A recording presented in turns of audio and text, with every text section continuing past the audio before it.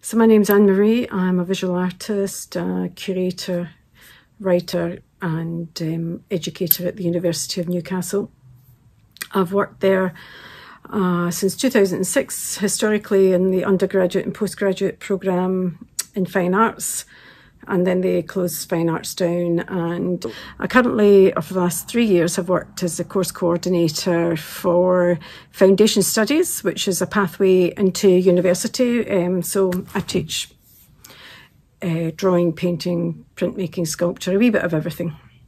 My own practice has a particular strand which allows me to experiment with materials in a particular direction. I find that when I'm teaching, it allows me to play around with the more traditional things like landscape, portraiture, still life, all the things that that you teach in foundation women. I've done a few projects with migrant women last year as well, so I like working with women. That's kind of how I think about drawing. I draw into painting, and is it a drawing, is it a painting, is it a sculpture? I don't know whether it matters. I think it's up to the viewer. When they engage with it, they make up their own mind what it is, and it satisfies me to test the boundaries of drawing, painting and sculpture, which is part of this body of work that I'm going to talk about.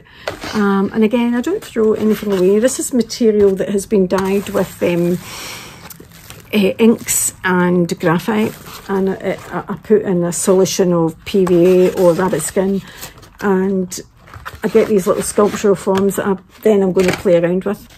And actually, yeah, these are containers for like your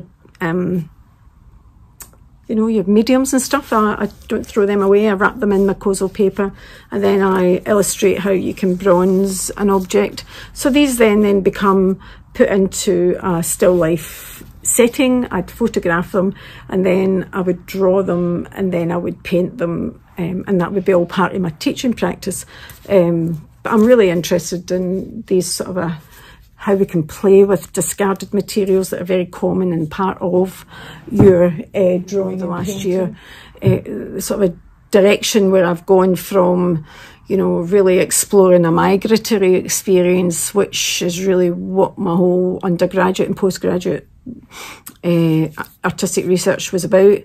Over the last completed that in 2010, so probably the last 5-6 years I've really been focusing on this material journey per se, and being driven by the ideas and the materiality that surrounds the ideas, and how best it can become a thing, an art object that sort of speaks about that felt experience, because that felt experience, or the phenomena of felt experience, is something that's always in my work. I really want it to have that sensory feel to it. So before we go, I'll just show you the paper that I use all the time. Now this is Kozo paper, and it's quite fibrous, but it's really, really thin, but it allows you to do some really interesting things. I do, actually, this here behind me, which is Kozo paper that's all been laminated together to make a large painting. There's a drawing underneath. I don't know if you can see that, but yeah, so the Kozo paper's been my go-to thing. Last year was a really productive year for me. I had the Migrant Women Project, which is on my website as well, and I had the Reimagining the Canon, which was this international women's show that sort of was all about that question of women in art, and women from the margins, or artists from the margins whose voices are not heard. So we kind of looked at that. So obviously there's really interesting, I think really interesting things on the website about that too. You can have a look at that. So there was 2 major projects, and I curated the Reimagining the Canning and also participated in that at the University Gallery. So I'll show you the works. I'm going to and show you the works also from a small group show of women artists that held at the University of Newcastle Gallery in July, August last year. And the idea behind that was the notion of erasure. And when presented with that idea, I was thinking, oh, you know, the first thing that came to my mind was, you know, the Rauschenberg's erasing of the de Kooning drawing. And I then thought, how can I erase drawing? How can I erase painting? How can I erase that sort of is it a drawing? Is it a painting? Is it a sculpture? So the whole idea of erasure was about the disappearance, not only of marks and, you know, drawing in things and, you know, taking them backwards and forwards, but it was also about erasing that whole notion of, is it a drawing or is it a painting? Blah. Yeah, so that was really, really an interesting experience. I got a lot out of that project. And I'll just walk you through the works and talk about the materials that I used in that, which were basically canvas, muslin, Kozel paper, graphite powder, and rabbit skin glue and acrylic paint. I think that was it. And again, you know, I'll talk you through the work. Here we are back again. Now this is a large work on, it's actually archival arches paper that went through a process of, because I really want to play with the material identity of these traditional papers and paints that you use and graphite powders that you use in normal or everyday drawing, I suppose, and painting.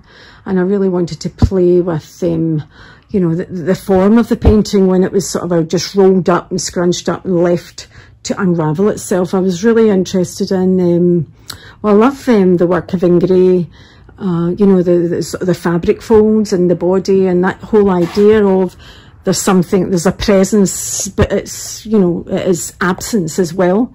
And I've sort of not only looked at Ingres, but I'm a big fan of Alison Watt, Scottish artist who does these absolutely divine paintings of fabric folds. So I was using that, and I'm also highly influenced, and I'm not biased at all, by Carla Black's work. I really love what she does with materiality, or materials per se. So this has really just been scrunched up with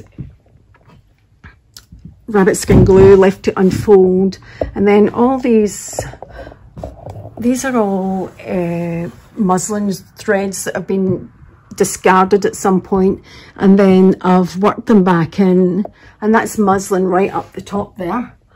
So working with graphite powders and lots of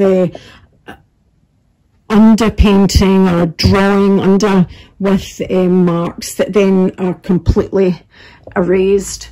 Now these little works here really kind of are my favourites actually. So these were discarded bits of materials. So this is graphite powder and muslin, and these are just discarded, and this here is your muslin over a board, and the shadow cast by this object here is then drawn into the background, and there's also sort of other shadows that work through there. And this one here, again, just playing with the materials, the canvas, the shadow, and some of the black that was with the ink that I used in these works. And then this one here, just mark making, wrapping the surface of the board. I use masonite a lot in my works as well, and just moulding. This is the paper, Kozel paper, and just playing around. So really kind of allowing the form to direct me. As you can see under here, we've got, you know, the sort of a reference to the grid, and it's all basically hand drawn, no rulers. I'm kind of freehand with things like that. Now here, these again, just the form that's been moulded into this space has then been given. The paper that was cut off one of the other works became an addition to this.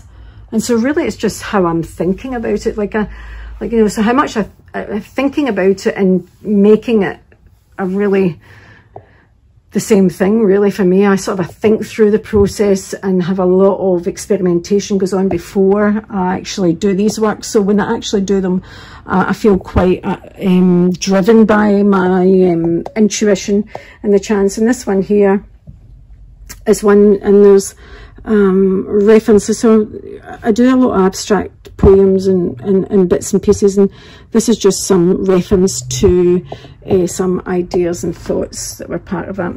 This one here is one of my favourites actually. It's the Kozo paper, and you've seen how fine it was. The Kozo paper was stretched while wet over the canvas, sorry, the strainer, and then once it was dry I put muslin over the top. But this is actually ink. Hear that? Ink and graphite powder and wax, and you can see how I've drawn back into that, and this is one of the things I thought, this is a 60 by 60, and I can just imagine that this would be fantastic experience to work with it, and really challenging, because to get this paper to be taut and without any crinkles in it was really a challenge. So I'll just move around here.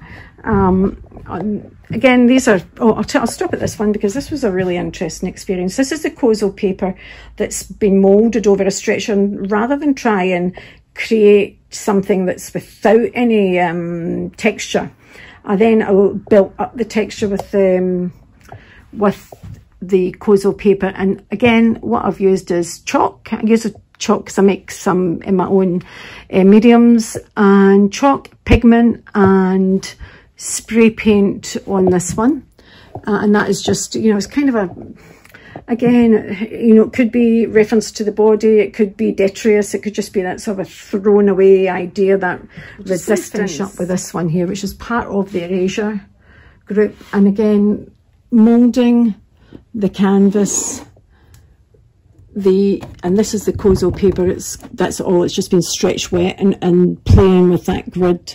And here again, this is a drawing on muslin, and it was put on wet, and I kind of wanted that sort of a mono printing to just occur naturally. I'll just show you these. This is the works that I'm generally have been doing post PhD, where I started this weaving wet and dry materials. That was the methodology that I had created at that time. So again, if you go in close, you can see, yeah, it's quite, there's a rejection of colour, obviously. Well, not obviously, but a rejection of colour simply for the fact that the colours in Australia are so high key that they don't resonate in my body. So I'm more, when I'm doing my own works, I really love that moody darks and greys. So again, this is a drawing into painting. The actual series was called Drawing into Painting's Muscular History. Quick squiz at this work here, which I'm hoping to perhaps, I'm working on a few drawings for the end of July. This is one that's been in process for a while, and as you can see, it's very materially based, playing around with inks, graphites, threads, strings, all from my muslin, and again just playing around with edges. Hopefully the video will be helpful to you in some way, shape or form. It will just give you an insight into my practice, which is, yeah, really just an excursion of painting, drawings, material identities, sculptures, traditions, and how we test and challenge them to create works of art that, you know, that sit well with me, and I'm quite happy for the audience to complete them, and if they like them, they do, and if they don't, they don't. It doesn't really matter. Anyway, thank you guys. I shall, you know, happy to talk to anybody. It's great to connect with you all, particularly at this time of COVID. Hope you're all well. See you later.